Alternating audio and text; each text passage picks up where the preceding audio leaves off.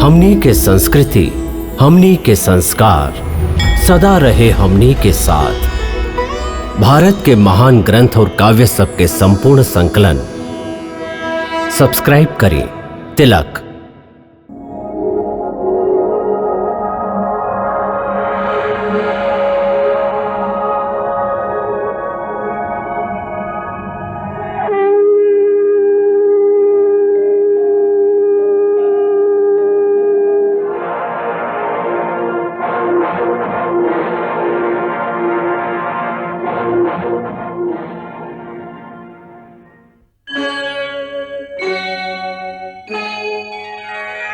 कृष्णा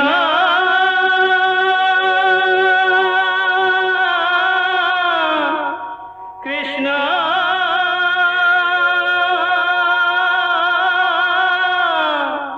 हरे कृष्णा हरे हरे।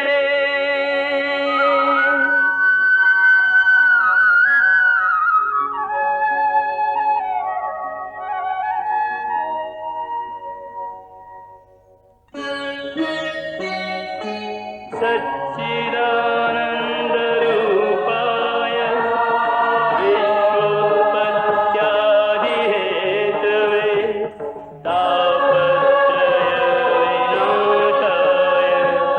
श्रीकृष्णाय वयं नमः।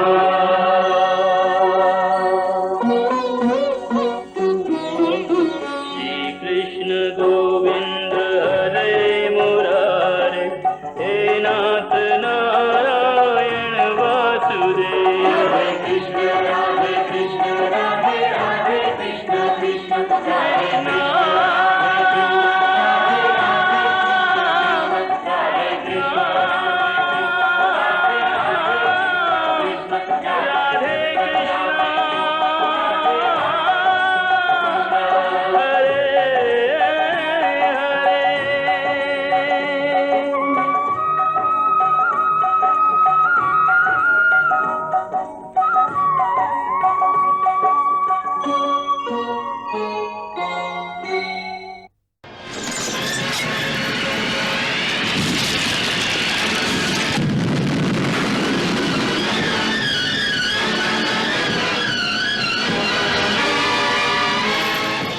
हे सारथी, वो पापी दुशासन जहां कहीं भी होखे, रथ होकर सामने ले चला।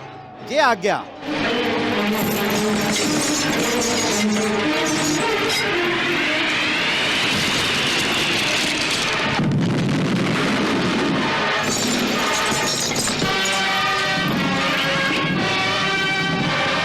कहवा हूँ आन्हर के बेटा, जे निर्बल सेना के ऊपर अपन बल के प्रयोग कर रहा है।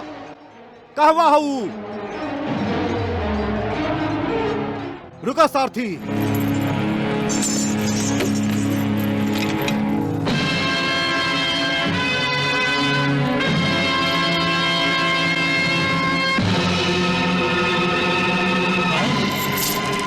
विराट नरेश के रसोईया। अरे तोके तो हम आज भोरे से ढूंढत रही, कहाँ लुकाइल रहे अब तक? द्रौपदी के खुलल बाल में। दुशासन, द्रौपदी के खुलल बाल के कोनो पेड़ के छाया समझे के भूल मत करा। वो तो प्रतिशोध के आग के हवन कुंड है, जे तोहार खून के छिड़काव से ही बुताई। 14 बरिस से हमार प्रतिज्ञा और द्रौपदी के खुलल बाल के तोहार और तोहार मृत्यु के प्रतीक्षा है, और आज हम आपन प्रतिज्ञा जरूर पूरा करब। प्रतिज्ञा पूरा करब। का है भीमसेन, आज तो बहुत जोश में बड़ा बड़का बड़का बात करत तारा।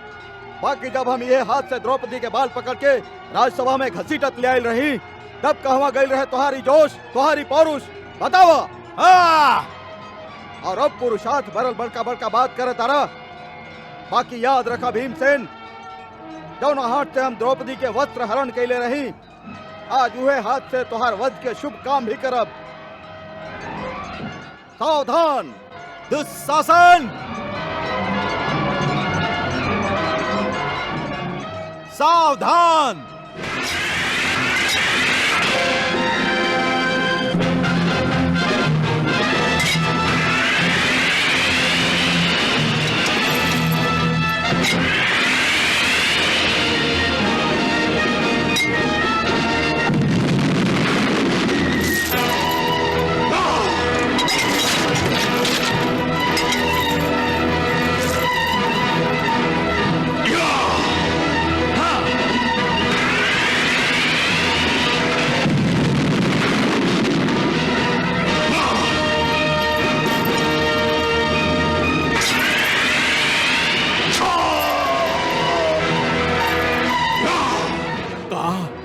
भीम और दुशासन के युद्ध मतलब हमार बेटा दुशासन संकट में है। बाकी कौरव सेनापति मद्रराज शल्य कहवा बाड़न, वो दुशासन के सहायता करे खातिर आगे काहे नहीं खनावत। रुका सारथी।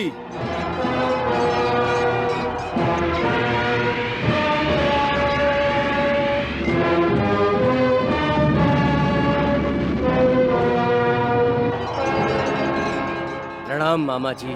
विजयी होखा भगिना। मामा जी, ई कैसन विडंबना है जे आज भाग्य मामा और भगिना के एक दूसरा के दुश्मन बना के आमने सामने लाके ठाड़ कर दिले है, और आज हमके ही अपन मामा के युद्ध खातिर ललकारे के पड़ रहल है। तू धर्मराज बाड़ा युधिष्ठिर, और अपन धर्म के पालन कर रहल बाड़ा, और हम आपन वचन के पालन कर रहल हैं। यदि तो के दुर्योधन पर विजय प्राप्त करे के हा तो पहले हमरा पर विजय प्राप्त करे के होई, और जब तक हम जीवित हैं तब तक तू दुर्योधन पर विजय प्राप्त ना कर सकबा। ऐसे हे युधिष्ठिर, यदि तू जीतल चाहत हवा तो पहले आपन मामा के अपन शत्रु समझ के ओकर वध करा। सावधान।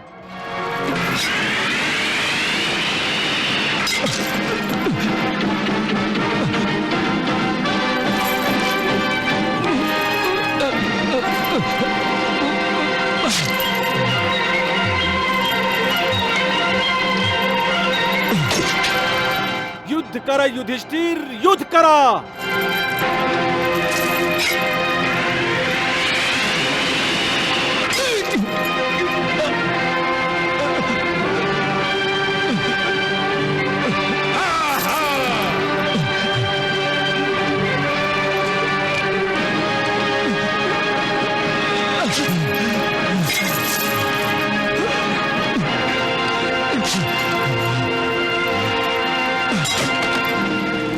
मामा जी, आप हमके विवश कर रहल हैं।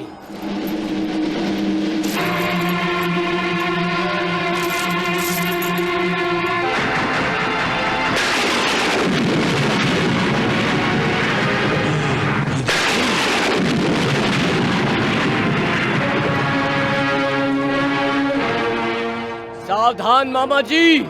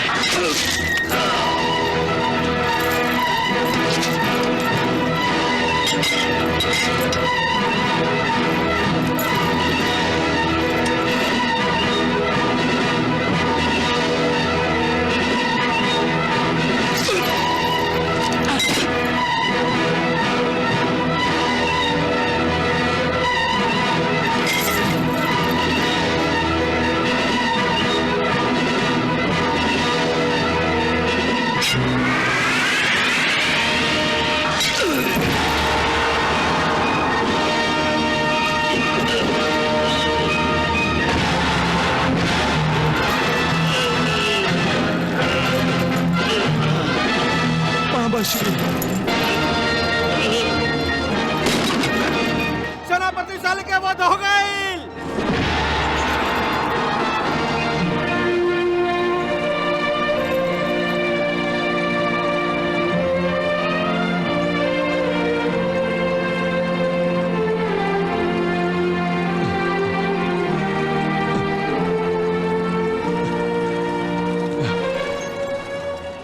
चला सारथी। महाराज, बोला संजय, बोला का भाई? महाराज, बोला। मद्रराज शल्य के वध हो गई है।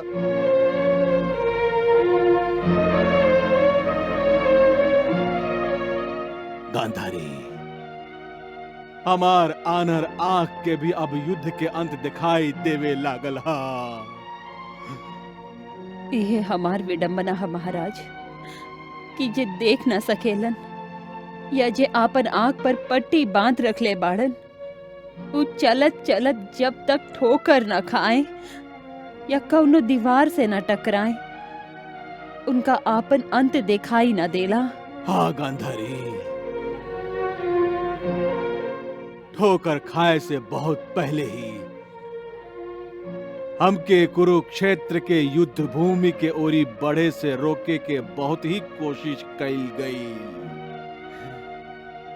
बाकी हम सभे के अनसुना कर दिली। ओ समय हम आन्हर ही ना रही, बहरा भी हो गई रही।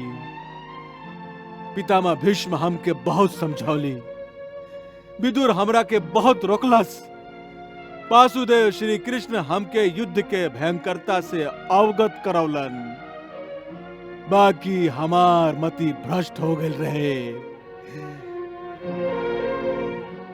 जेकर भुगतान हमके अपन 58वां बेटा के प्राण के रूप में बरे के पड़ला।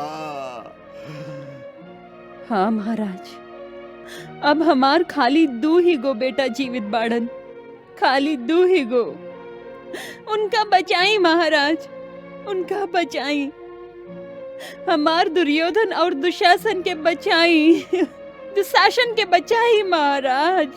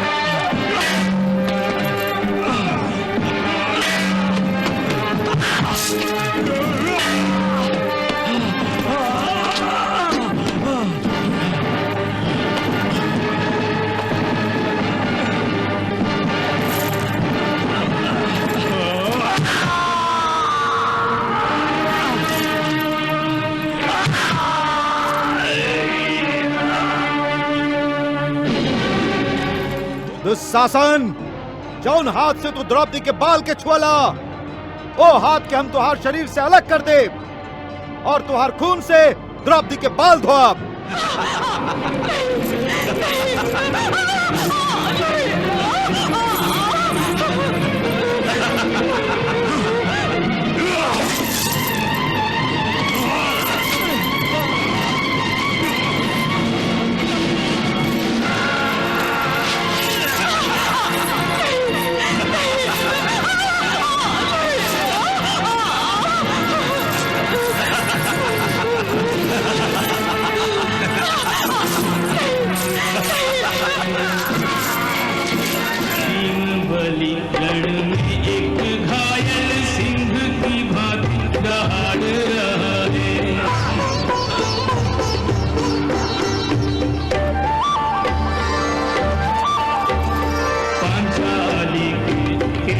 पकड़ने वाले हाथ उखाड़ रहा है।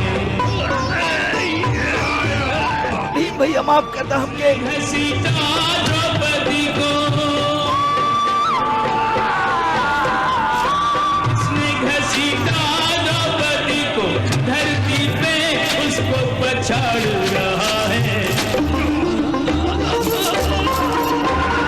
इसने घसीटा धरती पे उसको पछाड़ रहा है।